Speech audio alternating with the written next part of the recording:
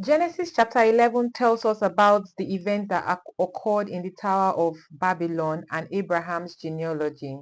Now, it starts by telling us that everyone in the world after the flood spoke one language using the same words. Think of it like every country worldwide speaking just English. They all settled in Babylonia, then they learned to build houses with bricks and tar. After learning this, they decided to build a city with a tower that reaches the sky in order to make a name for themselves.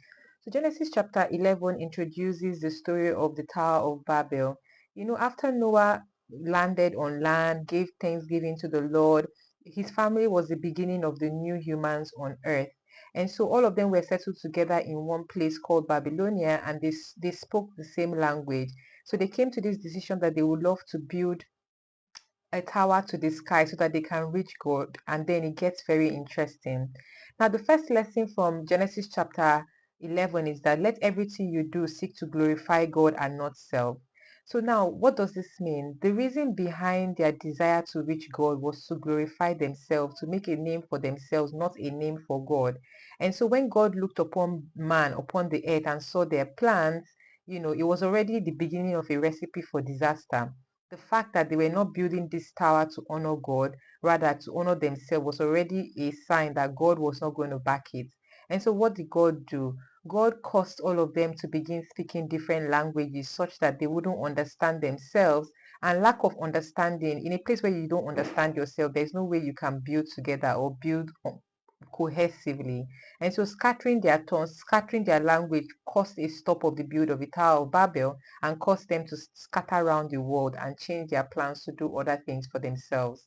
Now, the second lesson of Genesis chapter 2 is Abraham's ancestors. It tells us that this journey to Canaan that God called Abraham to go on, it was his father he called first. And when he called his father didn't make it to Canaan, stopped at Ur, and then Ur, which is UR, and then Abraham began this journey. For me, in my opinion, Canaan is not a physical location where all of us must be journeying to. I see Canaan as a land of milk and honey where individually we begin to journey to that place with the help of God and through obedience to Him. If you look at the life of Abraham, you will see that Abraham got to Canaan through hearing God saying, go here, don't go here, do this, don't do this. So, in our own individual journeys to our Canaan land, we are to embark upon it with God, listen to His direction, and allow Him lead us. This is the only way you can get to your land of milk and honey.